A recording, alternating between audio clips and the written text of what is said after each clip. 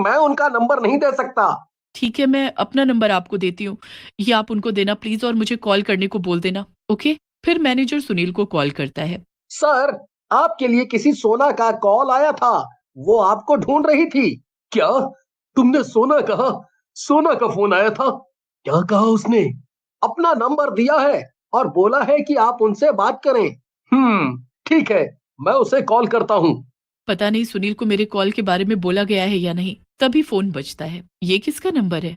Hello, कौन? सुनील, तुम कहाँ हो? अगर रास्ते में हो तो जल्दी आकर मुझे मिलो, बस उस शहर मत जाओ। सुनील, आपकी जान को खतरा है क्योंकि रिमी आजाद हो गई है। क्या बोल रही हो तुम? हाँ, मैं सच बोल रही हूँ और ज्यादा ताकतवर भी। हम्म हम मिलकर बात करते हैं, कॉफी शॉप में। ओके। ठीक है, मैं भी निकलती हूँ। इधर रिमी चुड़ैल सुनील की पुरानी शॉप पर जाती है। ये सुनील की शॉप तो बंद है। ये कहाँ गया यहाँ से? उस आदमी से पूछती हूँ, सुनो भाई, ये शॉप क्यों बंद है? ये अब दूसरे शहर में चले गए हैं। अब उस शहर में ही रहते हैं। अगर आपको कुछ काम है तो उनसे जाकर मिलाओ। हाँ, जाना तो है ही, पर पहले कुछ खा लूं, भूख लग रही है। अरे, यहाँ से लेफ्ट में ही खाने की बहुत अच्छी शॉप है। मुझे तुम्हें खाना है। पेट भर गया। अब सुनील की बारी। इधर सोना और सुनील कॉफी शॉप में मिलते हैं। सुनील, तुम ठीक हो ना? अभी रिमी को तुम्हारे बारे में नहीं पता है।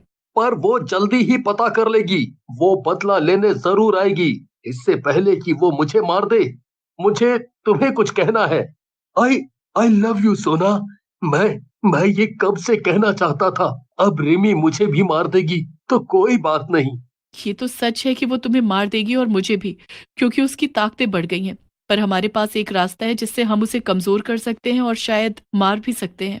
क्या रास्ता है जिसे हम उसे मार सकते हैं?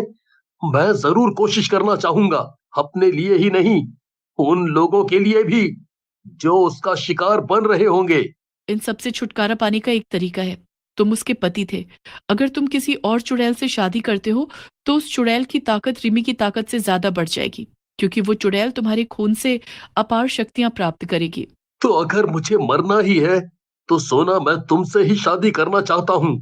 मैं तुम्हें ही अपार शक्ति देना चाहता हूँ, जिससे तुम रिमी जैसी गंदी चुड़ैल की ताकत कम कर सको और उन्हें मार सको।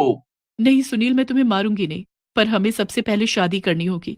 रिमी कभी भी हमारे पास पहुंच सकती है। रिमी चुड़ैल पता लगाते लगाते सुनील की नई दुकान पर भी पहुंच जाती है। सुनील कहाँ है? मुझे सुनील से मिलना है। फिर वो और भयानक रूप ले लेती है और उसी के मोबाइल से सुनील को फोन करती है। सुनील, मैं बोल रही हूँ, तुम्हारी बीवी। क्या तुम्हें याद नहीं? मेरे पास आ जाओ। तुम तुम तुम मेरी बीवी नहीं हो। मैंने सोना से शादी कर ली है। ये तो बहुत अच्छा है, तुम दोनों एक साथ ही मिल जाओगे। तब तक रिमी भी उनको ढूंढ लेती है। अब वो तीनों आमने सामने थे, एक बड़े से जंगल के अंदर, जहां चारों तरफ पेड़ ही पेड़ थे और अंधेरी रात छाई हुई थी। तुम दोनों ने मुझे कैद करके छोड़ दिया था ना? अब तुम दोनों मरोगे। तुमने इससे शादी तो कर ली, लेकिन प्यार के चलते तुम इसका खून कभी नहीं पी पाई, जिसका मतलब तुम मेरे सामने अभी भी कमजोर ही हो। रिमी चुड़ैल अपना शक्तिशाली भयानक रूप लेती है और सुनील पर हमला कर देती है। आज मैं तुम्हें जिंदा नहीं छोड़ूंगी, पहले मैं तुम्हें ही मारूंगी सुनील। तभी सुनील के सामने सोना आ जाती है और उसे बचाते हुए कहती है, रिमी, ये मेरे पति हैं, इनका बचाव करना मेरा फर्ज बनता है और तुम हम में से किसी को नहीं मार सकती हो। दोनों आपस में बहुत लड़ाई करने लग जाती हैं, एक दूसरे पर हमला करती हैं। लेकिन सोना के पास एक खंजर होता है जिस पर सोना का और सुनील का खून लगा होता है। सोना वो खून भरा खंजर रिमी के सीने में उतार देती है। ये सच्चे प्यार से बना खंजर होता है जिससे रिमी खत्म हो जाती है। ये क्या? मैं ऐसे ही खत्म नहीं हो सकती हूँ। ये सच्चे प्यार से बना खंजर था, इसलिए तुम मर रही हो और ये तुम्हारा अंत है। रिमी चुड़ैल के मरते ही सब ठीक हो जाता है।